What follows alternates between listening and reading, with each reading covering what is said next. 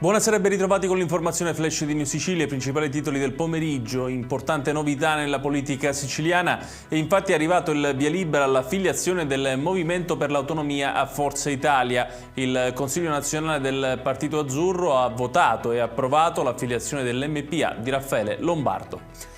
Sarà eseguita domani l'autopsia sul corpo di Mimma Faia, la 38enne che lo scorso ottobre è rimasta folgorata nel locale in cui lavorava a Palermo. La donna è deceduta pochi giorni fa dopo 2 mesi di agonia. Sul caso indaga la polizia.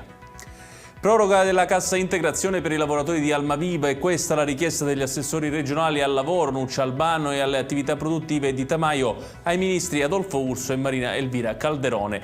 Gli ammortizzatori sociali infatti scadranno il prossimo 31 di dicembre. E lo stesso Tamaio ha partecipato alla riunione che si è tenuta quest'oggi al Ministero delle Imprese e del Made in Italy, convocata per affrontare il tema della reindustrializzazione dei poli di Priolo e Ragusa della Eni Versalis.